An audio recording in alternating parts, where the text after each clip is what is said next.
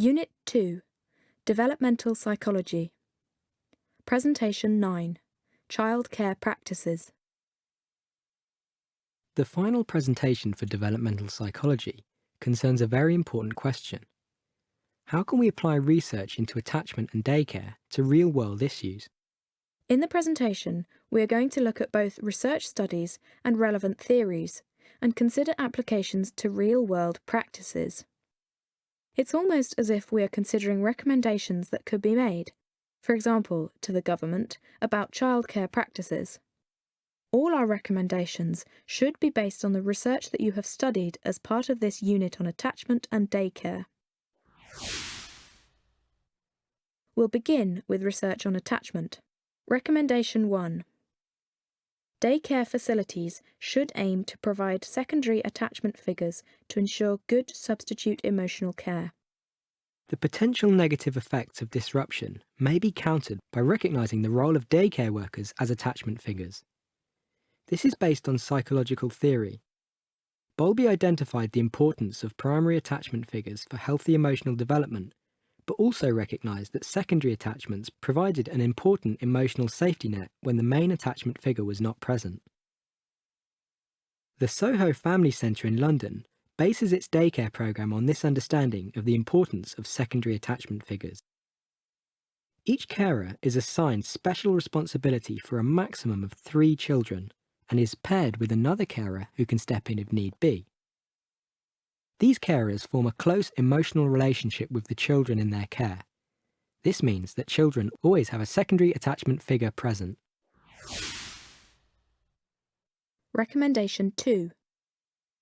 Places offering institutional care, such as hospitals, children's homes, or orphanages, should also be aware of the importance of substitute emotional care.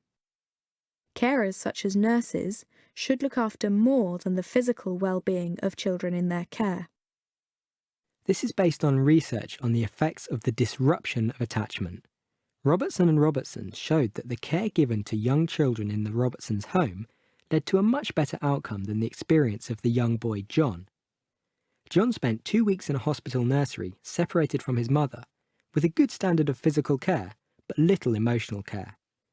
Over the period of these few weeks, he became withdrawn and depressed. In contrast, the children in the Robertsons' own home, who were also separated from their mothers, were given substitute emotional care and showed no signs of distress. This demonstrates the importance of high-quality substitute emotional care in such settings. Recommendation 3.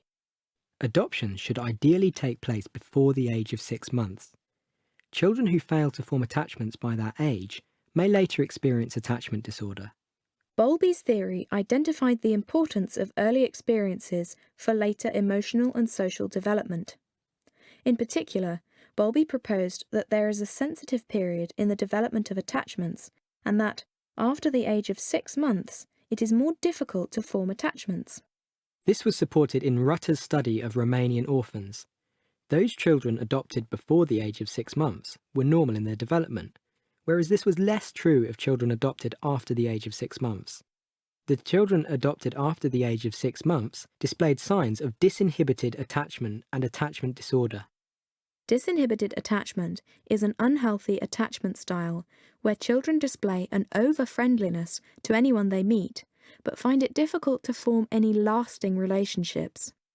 This kind of behaviour is characteristic of attachment disorder, a mental illness caused by the experience of severe emotional neglect, or having a frequent change of attachment figures in early life.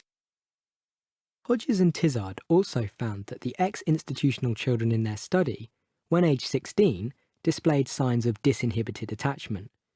The children were attention-seeking with adults and found it hard to form relationships with children their own age. Recommendation 4.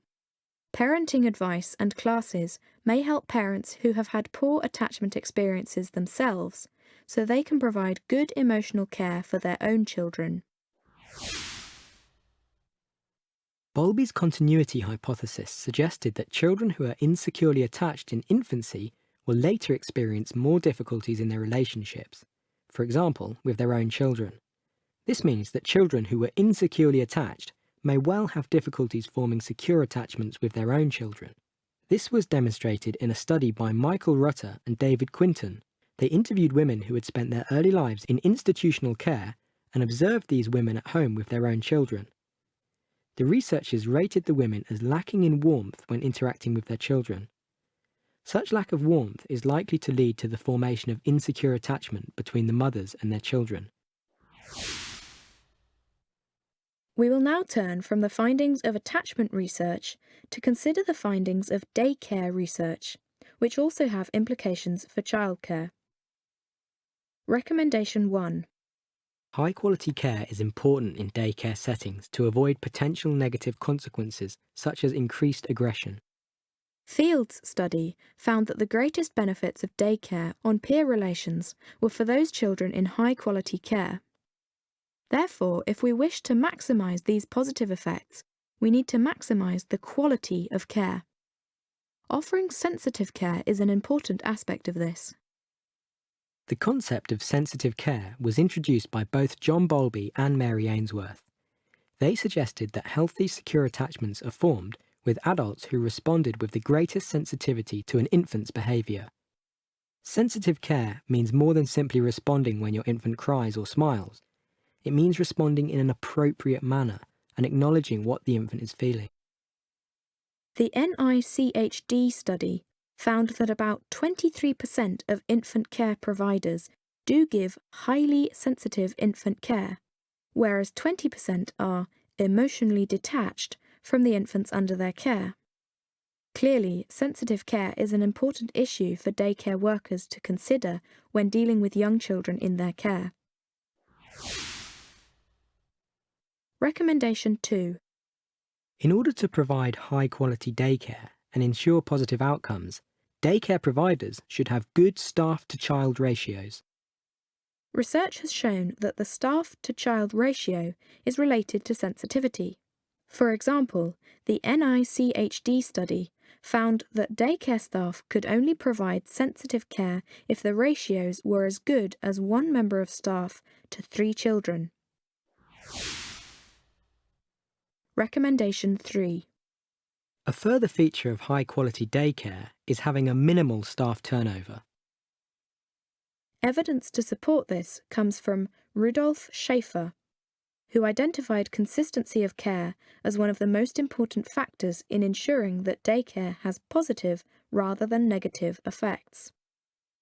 When there is a constant turnover of staff, children might either fail to form attachments to the staff, or, if they have formed an attachment and that person leaves, they might suffer the anxiety associated with disruption of attachment.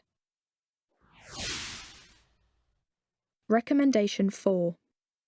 Qualified and experienced daycare staff are important for high-quality daycare. Kathy Silver and colleagues provided useful evidence in their report on the EPPE study. They found that the quality of care provided was positively correlated with the qualification levels of the daycare staff. The higher the qualifications of the staff, particularly the manager of the centre, the better the outcomes in terms of the social development of the children. Remember that high-quality daycare is associated with better outcomes, such as less aggression in children and good peer relations. What can we conclude? It is clear that psychological research into attachment and daycare has had and continues to have an important effect on the way we look after children, both in their own homes and also when they need to be cared for outside the home.